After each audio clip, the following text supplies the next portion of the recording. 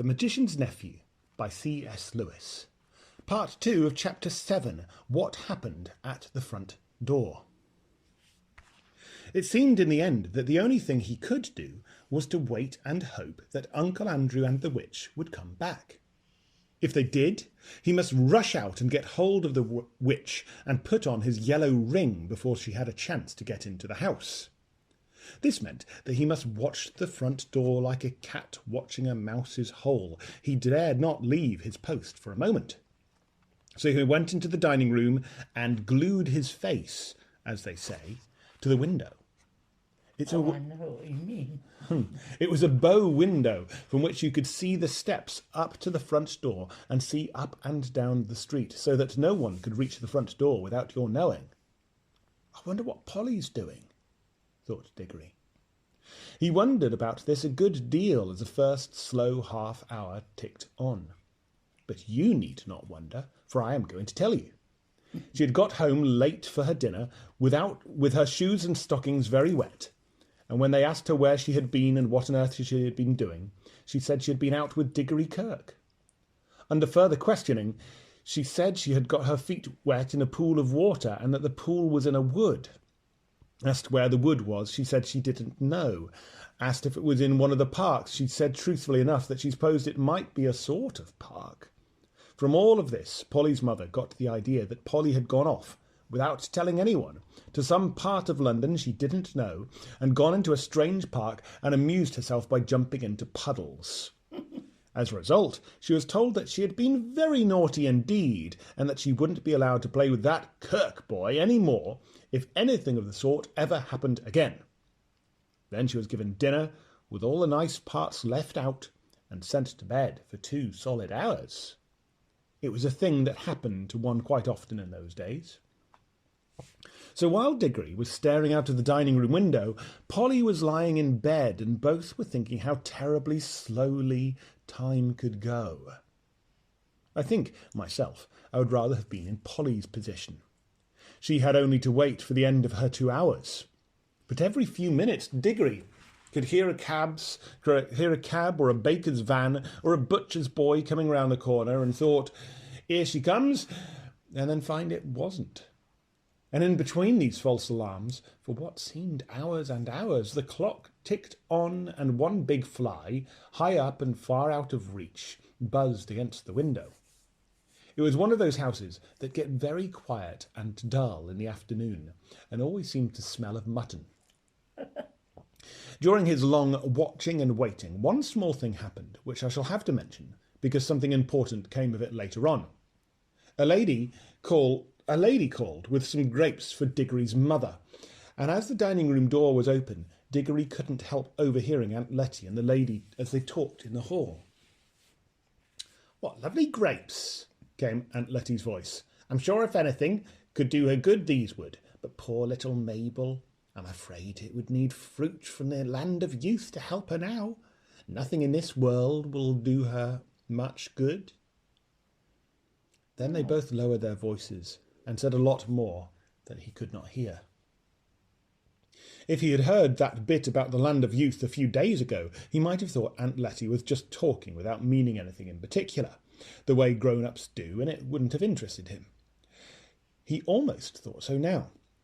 But suddenly it flashed upon his mind that he now knew, even if Aunt Letty didn't, that there really were other worlds, and that he himself had been in one of them. At that rate, there might be a real land of youth somewhere. There might almost be anything. There might be fruit in some other world that would really cure his mother. And well, you know how it feels when you begin hoping for something that you want desperately badly. You almost fight against the hope because it is too good to be true. You've been disappointed so often before.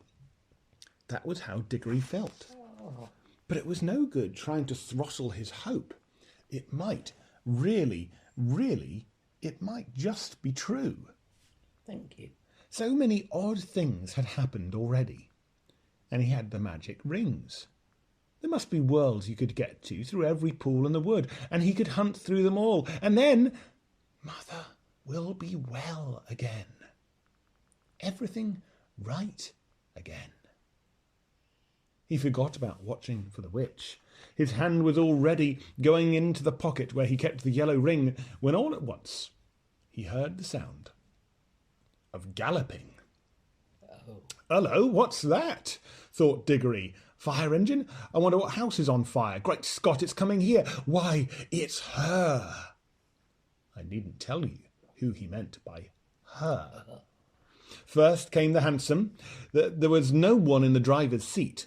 On the roof, not sitting, but standing on the roof, standing with superb balance as it came at full speed round the corner, with one wheel in the air, was Jadis, the Queen of Queens and the terror of Charn. Her teeth were bared, her eyes shone like fire, and her long hair streamed out behind her like a comet's tail. She was flogging the horse without mercy. Its nostrils were wide and red, and its sides were spotted with foam.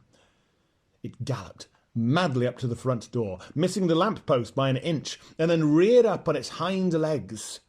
Then the hansom crashed into the lamp-post and shattered into several pieces. Oh dear. The witch, with a magnificent jump, had sprung clear just in time and landed on the horse's back. She settled herself astride and leaned forward, whispering things into its ear. It must have been things that meant not to quieten it, but to madden it. It was on its hind legs again in a moment, and its neigh was like a scream. It was all hooves and teeth and eyes and tossing mane. Only a splendid rider could have kept on its back. Before Diggory had recovered his breath, a good many other things began to happen. A second hansom dashed up close behind the first. Out of it there jumped a fat man in a frock coat and a policeman. There then came a third hansom with 2 more policemen in it.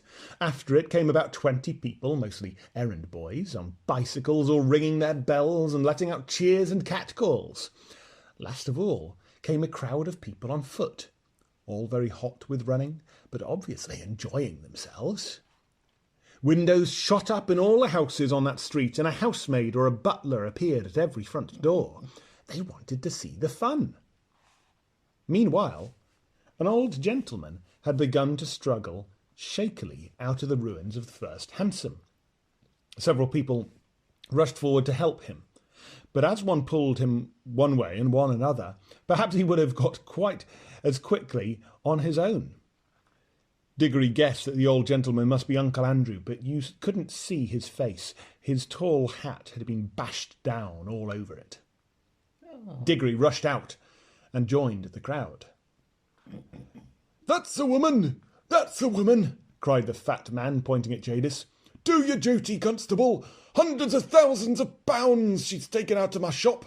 Look at the rope of pearls round her neck, that's mine, and she's given me a black eye too, what's more." "That she has, governor," said one of the crowd, "and as lovely a black eye as I'd wish to see. Beautiful bit of work that must have been. Gore, ain't she strong then?" "You ought to put a nice raw beefsteak on it, mister. That's what it wants," said a butcher's boy. Now then," said the most important of the policemen. "What's all this here?" "I tell you, she—" began the fat man, but then someone else called out, "Don't let the old cove in a cab get away. He put her up to it." The old gentleman, who was certainly Uncle Andrew, had just succeeded in standing up and was rubbing his bruises. "Now then," said the policeman, turning to him, "what's all this?" "One for the shelf," came Uncle Andrew's voice from inside the hat. "None of that now," said the policeman sternly. "You'll find this is no laughing matter. Take that hat off, see?" This was more easily said than done.